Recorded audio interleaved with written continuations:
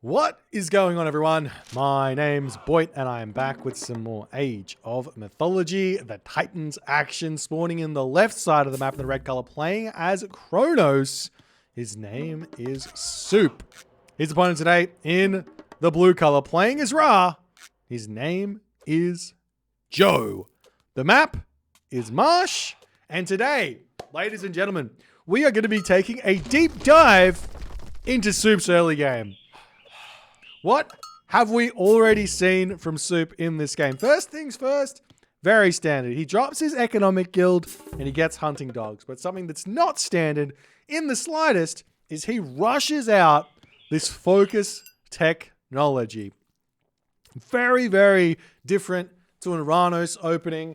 You can only really do this build on really nice hunt maps if you don't have the amount of food in your main base here to advance. I would definitely recommend skipping the focus and actually focusing on getting your 430 advance time out or something like that, and getting focus a little bit later as a more standard way to go. But look at this. He actually goes, instead of 2 villagers on food at the start, he's already putting his citizen up onto the gold mine here. And why is he doing this, you ask? Well, the answer is going to be becoming very, very clear here in the coming moments as his scout does spot some relics here. He does find the dwarven calipers. This relic is huge for Atlantean. Not for Atlantean, excuse me, for Kronos. Why is this relic huge for Kronos? Because it makes your destroyers even cheaper than they already are. Only taking down gold cost here. For some reason, the tag on this relic was not food cost reduction, and I think that Ensemble Studios missed that when they made the Atlantean civilization. But we do see the first Oracle hero has been converted here, as this is Suppe's game plan. He does need to throw down a house, and is he throwing it down anywhere?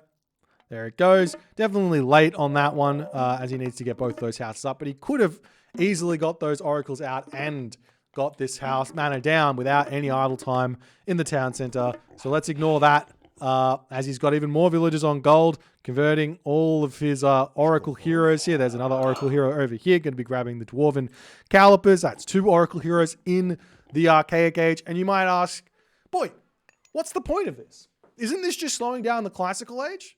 Answer, yes. Yes, this absolutely is slowing down your Classical Age. And on a map like Marsh, this might not give as much value as you might think, because there's just so much hunt in the main base that you're not going to be able to get those kills. However, on maps like that don't have that much hunt in the main base, you're going to be able to get a whole bunch of value out of these oracles. Now, we do see the Bridle of Pegasus being picked up. The Dwarven Calipers is being picked up. There's another relic on the map here.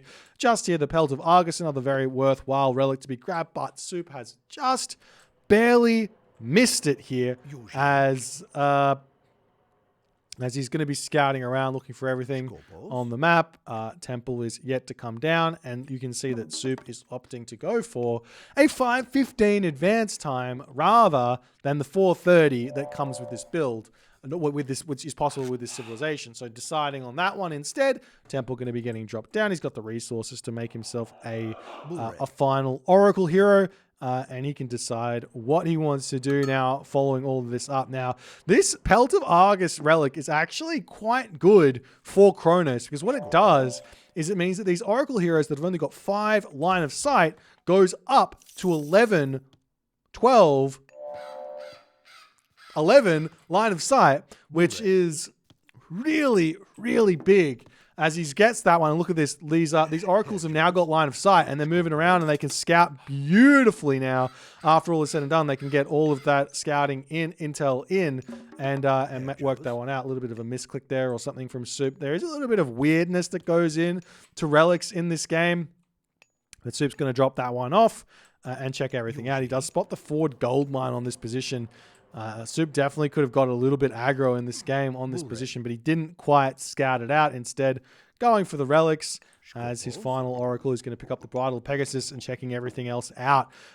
So we'll see how this is all going to motor on. But if you want to use this build order for yourself, just know you can get a lot of value out of these early Oracles on the front with some very, very aggressive play super early before your opponent's even in the classical age, getting hyper value out of 7.2 damage. Oracle heroes. But Joe now, he's already in the classical age. Joe has been being a very big fan of Bast lately.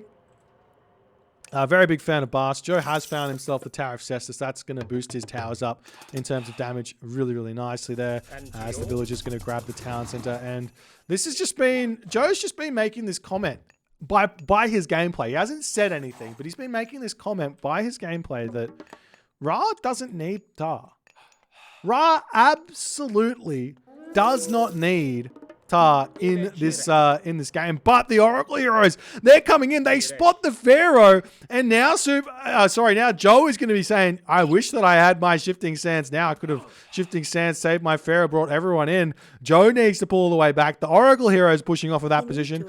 Joe trying to put some walls up here in order to keep his villagers alive, but this wall is not going to be up in time. The villagers going to have to move all the way around the side here. A little bit more damage coming in, but the villagers get back home to safety. And now Joe has to decide, does he go for the top town center? Or does he go for a one town center fast relic? Or what does he actually go for now? The villagers deciding to jump onto this pig here. Very, very disastrous position now for Joe to be in after getting denied that town center. Suppe at this point is making Kyropalister. And we're seeing the what do we call those? The Murmillo coming in as well. Thank you for the gifted sub there, Bad Streaming. Welcome, Mateo. Appreciate the support, my friend, as the wall gets bashed down. And these Oracle heroes are going to be taking a good look into the main base here of Joe. And Suppe is going to be pulling back ever so slightly here, ladies and gentlemen. As the barracks comes up, the villagers are going to be sneaking up onto this position as well. And we'll see how this goes. Now, the reason why Suppe does this, and the reason why I think this is a lot better for Kronos. A lot of players look at Kronos and go, Kronos is just such a bad god. The Terma is so bad. It's like, well, don't build the Terma then. Duh. Now, it's not that Terma are actually awful for Kronos. It's just that in certain matchups, the Terma does not need to see gameplay. Kyropalister are great units. They do tons of damage. And with speed walking assistance, though this is Kyropalister has been caught out of position really, really badly here. With speed walking assistance, you can keep those Ballister alive really nicely, as we almost see a Cryo Sphinx getting taken out, as Joe's Sphinx is going to be retreating back into his main base. These Kyropalister can also sit on this position and range this gold mine from afar, as Joe is actually in this moment completely gold starved. Taking a look at Joe's economy here, though, he is getting up an armory. He needs a little bit more resources to get himself that gold mine there. As another Kyropalister getting sniped. Great usage of the Cryo Sphinx here to snipe those down. I think that Suppe needs to be a little bit more careful with those, bringing them up with maybe a hero Mamilo or two to make that work would be a great way to do that. Another way to avoid the problem that he's got is simply get this counter barracks and time shift it forward. So he's building Kyropalister onto the front. He doesn't need to time shift the barracks down or anything, as we do see the citizen over here getting sniped down. No mana on this position to garrison those in. Great find for Suppe here, as the Oracle heroes are in hot pursuit. They are a little bit slow at 4.8 speed, but Suppe is trying his best to corner these Cryo Sphinxes. He does get one kill. Another one is almost going to fall there. 47 speed HP remaining, excuse me, on that one, as the Suppe units checking out everything. We do see a whole bunch of axemen here, but are they going to be able to do anything against the Kyropalister that are going to be here in this army of Suppe? As we do see some more houses getting time shifted around. He realizes he needs to protect his Aurochs and all the other good stuff that comes in as well. Thank you for the tier 1 Bad Streaming. Appreciate the support, as the Sphinx gets caught out, and this other Sphinx, Hierarcho Sphinx, are currently caught out as well. 15.75 damage there, 6.36 speed. This unit is an absolute beast roaming around the map, as now Joe is going to be moving back onto this gold mine. He wants to go to the next stage. He's getting himself Skin of the Rhino. The Kyropalister are in position to get damage. And the big thing about these Oracle heroes is they do not have the tag infantry. Now, correct me if I'm wrong in the chat. Some people know this, some people don't. It does look like they died quite fast there in all honesty. Maybe they are an infantry unit? Someone let me know. Someone let me know in the chat. I'm pretty sure they're not an infantry unit, so they don't get the axemen of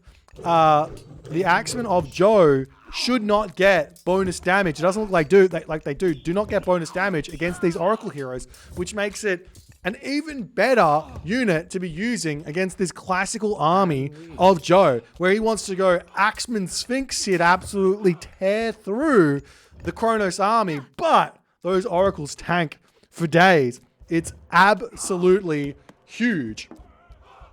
As the gold mine gets pushed off, Joe is very much stuck in his base. Suppe is on 2 town centers at the moment. He's at 115 of 130 population, making some Prometheans here as well for another front line. As the town center for Suppe on the front going up, he wants 3 town centers here. And this army composition that Suppe has made has done absolute work for him. The only thing that I think is missing from this playstyle is a certain formation. And that formation is called box formation. It's so good. It's so good. You want to surround those Kyropalister as best as you can and prevent your opponent from doing anything. As now the Joe villagers coming back onto this gold mine, a whole swath of army on the front here. As look at this protection of the Kyropalister. We do see a Valor coming in as the Sphinx looking around here. The hero is coming straight on to those Hyrule Sphinx. The front line not quite here. He does go for that box formation. No, he doesn't. I thought box formation on the retreat here wouldn't be that bad, but Suppe deciding he doesn't want to take this fight as Joe pushes out of his base very, very nicely here with the Pharaoh and everything here. And the town center for Suppe will get up on this position. And the question is, when does Suppe want to actually take these fights? Having these Kyropalister in this army, there is a weakness to it, and it is that they are quite slow at 4.24 speed. And he does decide to turn around. Honestly, I feel like if he just took the fight, just took the trade, it would have been completely fine for Suppe there. But instead, we see Suppe playing Ring Around the Rosie, the Ford Town Center getting shanked down by Joe with the Skin of the Rhino upgrade there, easily able to take that Ford Town Center down. And now, after all is said and done, Suppe finally decides to turn around and take the fight, but it's too little too late. He's lost so much population, so much HP, and Joe is able to clean this army up very, very quickly. The problem is, for Joe at this point now, after all is said and done, is his income is vastly lower than Suppe. Suppe's been on 2 town centers for ages, and he's been getting the villagers out. So long as Suppe doesn't just straight up lose the game here, he should be able to rebuild his army and be in a good position moving forward here.